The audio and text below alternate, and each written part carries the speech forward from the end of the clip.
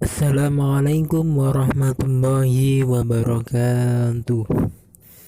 Alhamdulillahi rabbil alamin.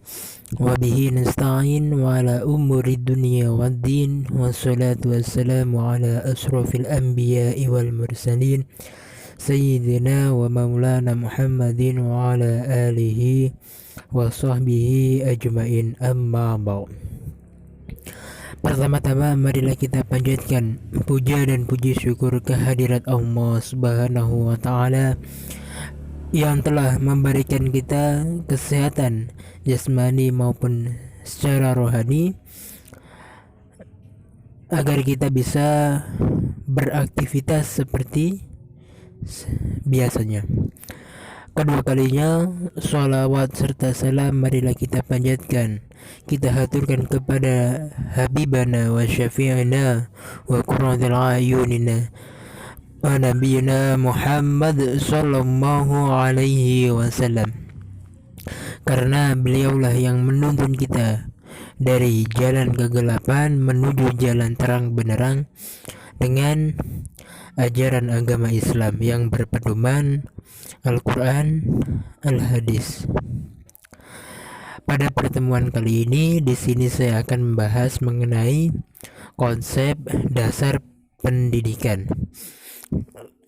Langsung saja, pada sesi yang pertama di sini saya akan membahas mengenai apa itu konsep pendidikan. Yang kedua, pendidikan menurut para ahli atau para pakar.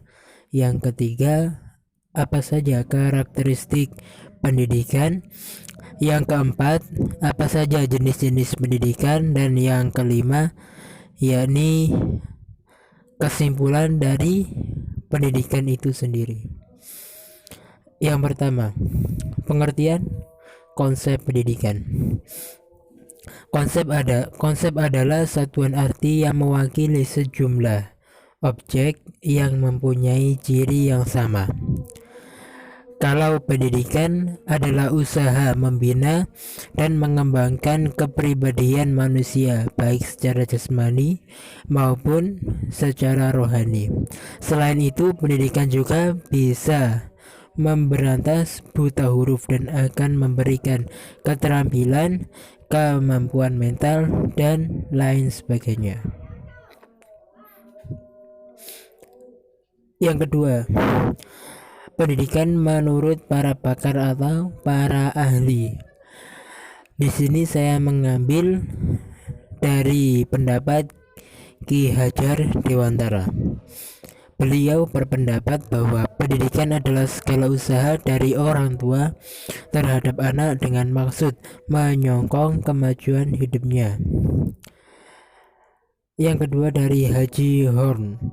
Pendidikan adalah proses yang terus-menerus atau abadi dari penyesuaian yang lebih tinggi bagi makhluk manusia yang lebih berkembang secara fisik dan mental, yang bebas dan sadar kepada Tuhan seperti termanifestasi atau terwujud dalam alam sekitar secara intelektual, emosional, dan kemanusiaan dari manusianya itu sendiri.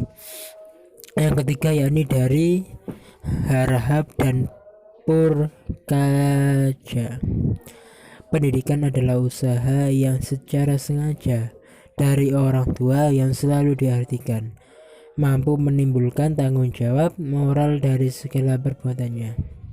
Maka dari itu pendidikan sangatlah penting bagi setiap anak untuk menjalani atau dalam menjalani kehidupan di kehidupan masyarakat. Yang selanjutnya yakni apa saja karakteristik pendidikan. Yang pertama, pendidikan berlangsung dalam waktu terbatas. Apa maksudnya terbatas? Contohnya, kalau di Indonesia itu ada 4 jenis pendidikan. Yang pertama adalah jenjang dasar, jenjang jenjang menengah atas, dan perguruan tinggi. Yang kedua yakni pendidikan berlangsung dalam ruang terbatas. Yang ketiga, pendidikan berlangsung dalam suatu lingkungan khusus. Yang keempat, isi pendidikan disusun secara sistematik dan terprogram dalam bentuk kurikulum. Biasanya dalam sistemnya itu dibuat RPP atau rancangan proses pembelajaran. Yang terakhir yakni tujuan pendidikan ditentukan oleh pihak luar sekolah, atau biasanya kalau di Indonesia itu dari Kemendikbud. Yang selanjutnya yakni apa saja jenis-jenis pendidikan. Yang pertama, pendidikan formal, seperti halnya taman kanak-kanak atau TK, sekolah dasar, madrasah ibtidaiyah, sekolah menengah pertama, madrasah sanawiyah, sekolah menengah atas, madrasah aliyah, sekolah menengah kejuruan, dan yang terakhir adalah perguruan tinggi. Yang kalau pendidikan non formal itu yang pertama adalah Taman Pendidikan Al-Quran atau TPA atau TPG.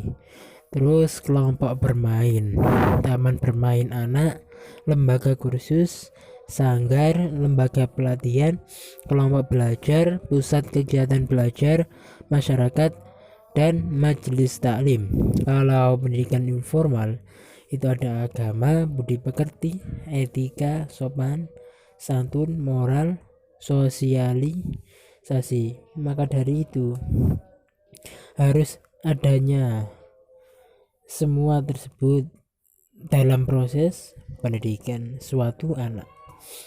Untuk kesimpulannya, pendidikan adalah usaha membina dan mengembangkan kepribadian manusia baik jasmani maupun secara rohani. Dengan pendidikan kita lebih dewasa karena pendidikan tersebut memberikan dampak yang sangat besar bagi kita.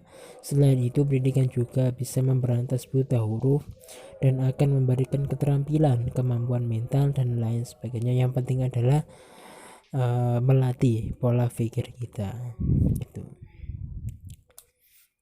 Terima kasih atas perhatiannya, mohon maaf dan atas segala kekurangan dari apa yang saya sampaikan pada kali ini.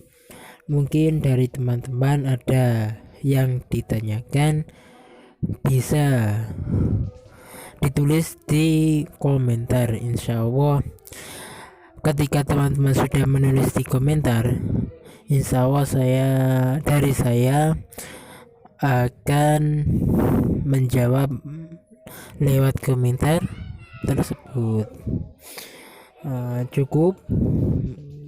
Cukup kali ini.